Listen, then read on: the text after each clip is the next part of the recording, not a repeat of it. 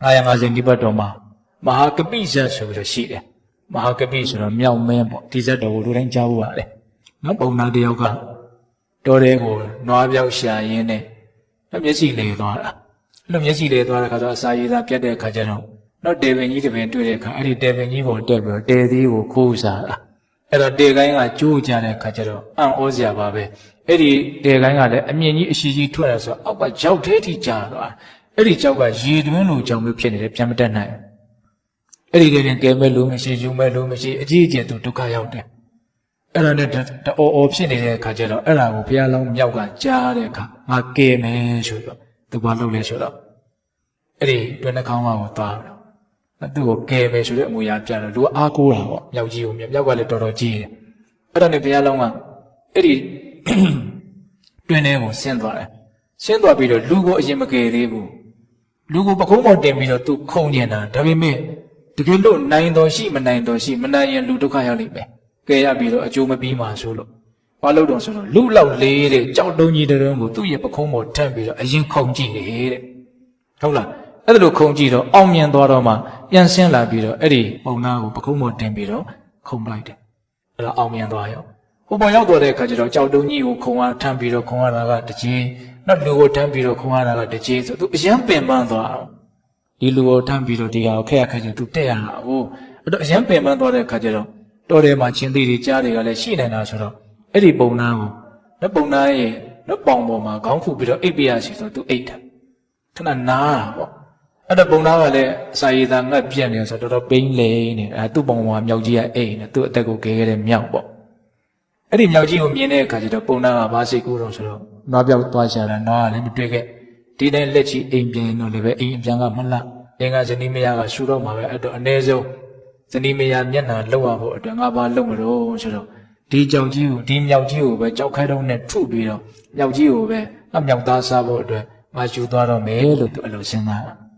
အလွန်ရက်စက်တဲ့စိတ်ပေါ့နော်အဲ့ဒါနဲ့အနားမှာရှိတဲ့ကြောက်ခဲတော့နဲ့အိတ်နေတဲ့မြောက်ကိုတခါနဲ့ထုချလိုက်တာဒါပေမဲ့သူကအရန်အားနေနေတဲ့အတွက်ကြောင့်ထိထိမိမိသူမထုံးနိုင်အဲ့တော့မြောက်ကြီးကလည်းပဲအလွန်ကြီးတဲ့အတွက်ကြောင့်နော်တေလောက်အောင်မဖြစ်ဖဲနဲ့ရုတ်တရက်ဘုံဆိုသူထပြေးတာဒါပေမဲ့ခေါင်းကတော့ကိုယ်ရဲသွားပြီးတော့သွေးတွေကတော့တန်းတန်းကျအောင်အဲ့မှာသူကကြည်သေးတယ်ဒီလူကထုတယ်လို့မထင်ဘူးရလောင်းက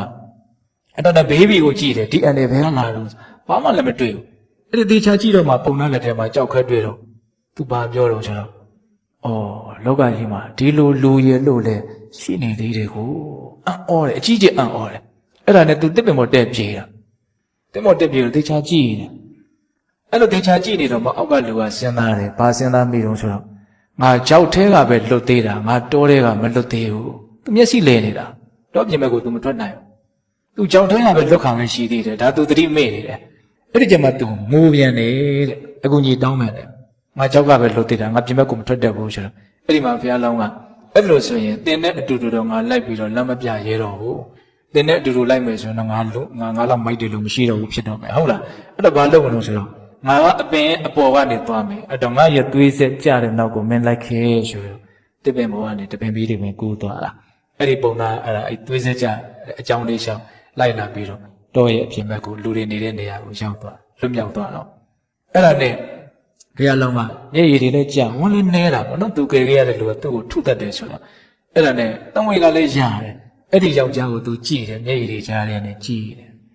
အဲ့သူ့ရဲ့မျက်စိလည်းဆုံးသွားပြီဆိုတော့အဲ့ဒီယောက်ျားရဲ့ခန္ဓာကိုယ်ကဘယ်နောက်စေလောက်အဖူလေးတွေထားလာအဲ့ဒီဘယ်နောက်စေလောက်ကနေကလိန်စေလောက်ဖြစ်လာတယ်ကလိန်စေလောက်ကနေပြီးတော့ဒိုးလောက်ကနေကြက်ဥလောက်အကြီးတွေအလုံးကြီးတွေဖြစ်လာတယ်အဲ့ဒါတွေအကုန်ပေါက်ကွယ်ပြီးတော